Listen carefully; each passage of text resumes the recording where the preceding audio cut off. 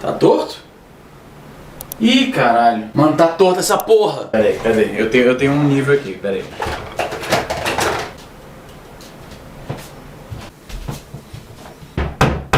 Tá torto ainda? Não, tá retinho.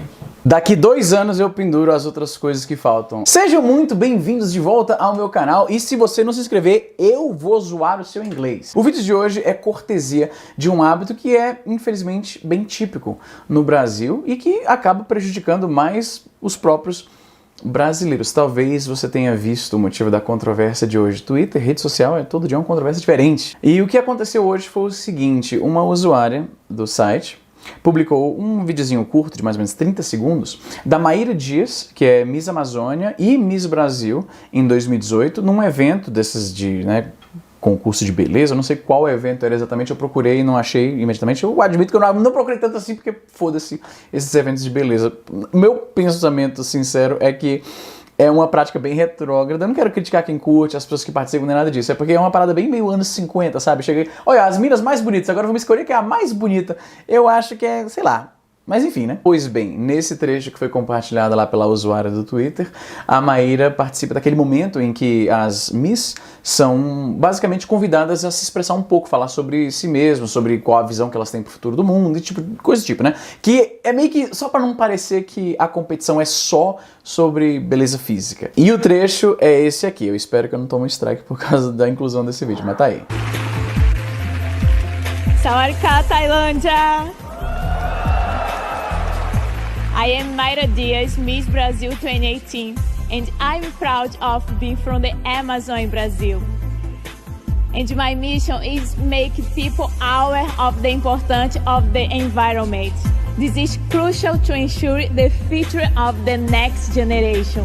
Conserve the Amazon is preserving life on the earth. Thank you so much. É perceptível que inglês não é a primeira língua da modelo, natural, afinal de contas ela não é nativa de um país anglófono, então ela fala com um sotaque bastante carregado e a sintaxe, a gramática que ela emprega na sua fala é um pouco, deixa um pouco a desejar se você quer se apegar ao preciosismo linguístico, que não é o meu caso. Eu, como todo imigrante, eu passei por um processo similar, eu não falava inglês fluente quando eu vim para o Canadá, há quase 20 anos atrás.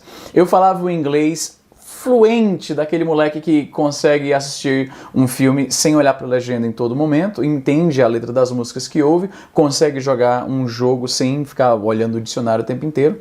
Esse era o inglês fluente de quando eu morava no Brasil. Uma vez que você está inserido, completamente imerso na cultura anglófona, você tem que se virar e você tem que ouvir gírias que você nunca ouviu antes, e é bem complicado. Inclusive, as minhas primeiras experiências sociais no Canadá foram extremamente frustrantes, porque eu sempre fui o cara que fica fazendo piada de tudo e tal, e gosta de puxar assunto sobre coisas aleatórias. Eu falo pra caralho, quem me conhece sabe muito bem disso. Então, foi muito difícil os primeiros anos no Canadá, porque eu não conseguia me expressar tão bem. E tinham várias pequenas coisinhas da cultura norte-americana, porque não é só a língua, a gramática, aquela coisa da sintaxe, organizar sentenças com verbo e adjetivo. Não é só isso, tem toda a questão cultural que você não entende quando você acaba de chegar num país como o Canadá. Eu lembro que uma das primeiras coisas que me confundiu nessa questão de pequenas diferenças culturais foi quando eu estava conversando com amigos numa festinha aqui, isso em 2004, eu era recém-chegado aqui no Canadá, né?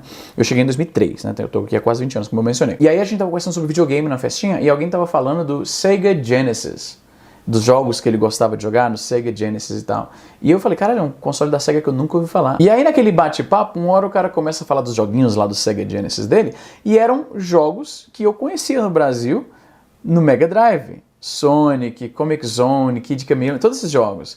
Eu falei assim, cara, esses jogos tinha lá no Brasil também, mas o console era o Mega Drive. E a gente ficou naquele momento, eu não era tão entendido de videogame na época, nem o meu amigo, e a gente ficou, Mega Drive, Sega Genesis, será que é o mesmo? E ficou naquele momento de confusão. Hoje eu já sei, por estar aqui há muito tempo, que esse era o nome norte-americano do mesmo console. Esse é apenas um pequeno exemplo de muitas coisas que você acaba não entendendo. Você chega no país achando que fala inglês fluente e aí, na hora, não é tão bem assim.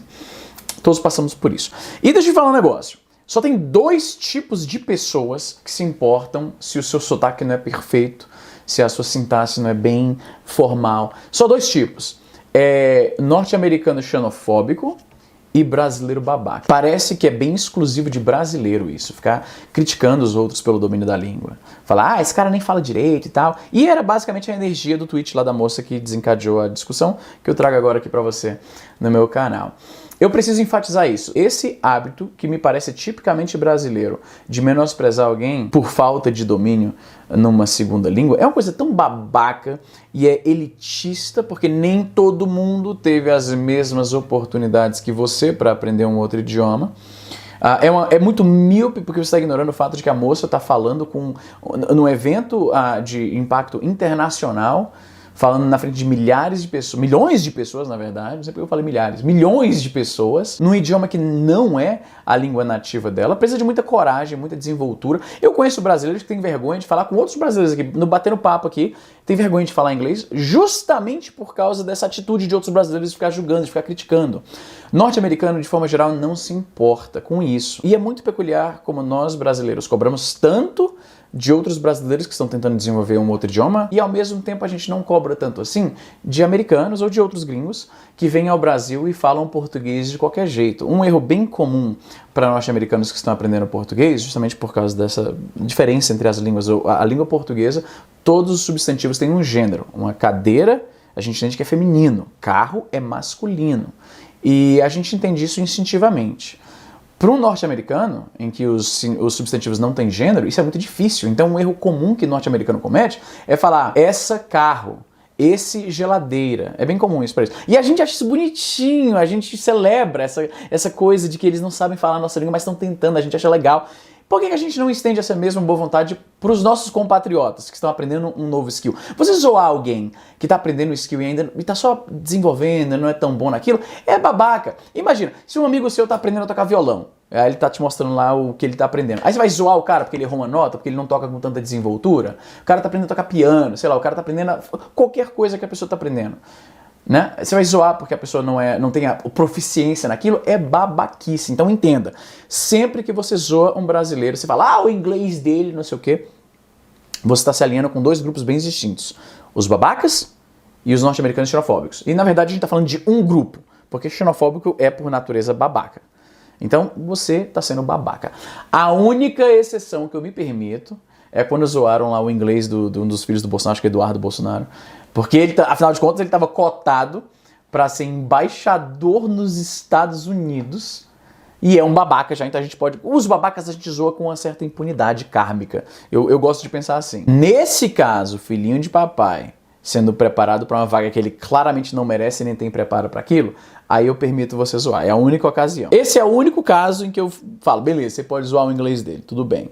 Mas, de forma geral, isso é uma exceção.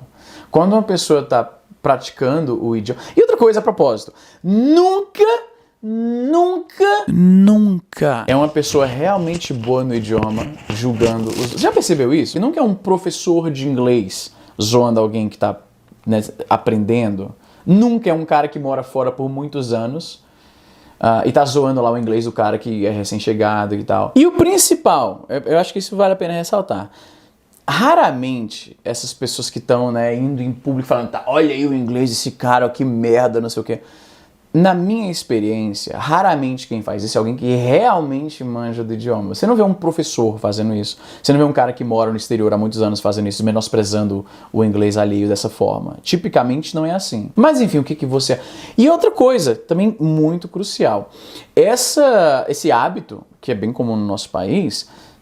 Como eu falei no começo, eu acho importante ressaltar isso, ele prejudica os próprios brasileiros, porque isso constrange os brasileiros e os deixa meio intimidados de tentar usar o seu inglês. E a propósito, se você gosta de vídeos de tecnologia, vai lá no Easy Mode, que é meu canal exclusivo disso, é lá que eu falo de emulação, realidade virtual e tudo mais.